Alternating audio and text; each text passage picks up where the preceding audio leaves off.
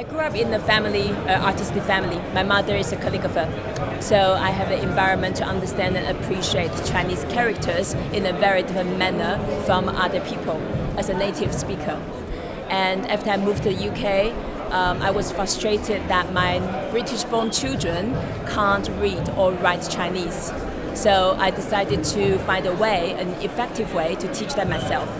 And because of the technology background I have, I use the computer to break down thousands of Chinese characters. Therefore, I analyze them and prioritize them to see which ones are the important building blocks to allow people to construct many more characters.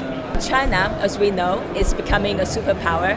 And many people, inevitably, they have communication, or they have the need to understand Chinese, or they have the need to understand Chinese people.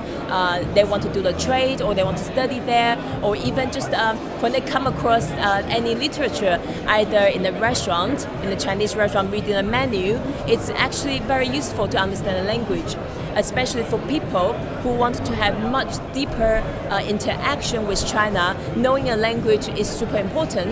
For example, before I moved to the UK 12 years ago, I couldn't really claim that I understood English as well until I understand, or English culture. I wouldn't understand the culture as well until I understand the language.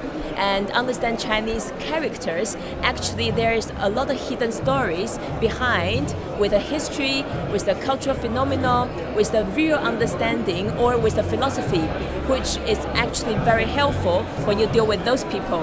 For example, if I teach you how to say thank you and how are you in Chinese, actually it's very easy to memorize the sound, but that wouldn't take you too far. You would not understand why they say things this way and why this implies to a certain type of culture or a certain type of like a mentality or philosophy.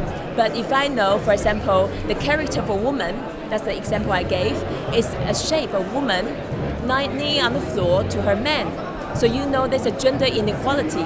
And when I explain, okay, the person against the tree is to rest, then you know, okay, in ancient China, that's how they rested.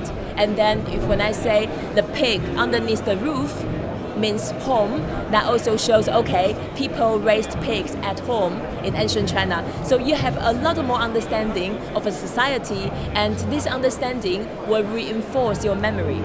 It's much greater and better than just trying to memorize the sound alone. Outside my personal just Chineasy project, I'm on several boards in the UK. I'm on the advisory board of business school in Oxford University. Also, I'm on the advisory board of Victoria and Albert Museum, because I love art and culture, and I believe in entrepreneurship, and I'm also quite active in technology field. So I keep myself busy, surrounded by amazing people, like people in the DLD.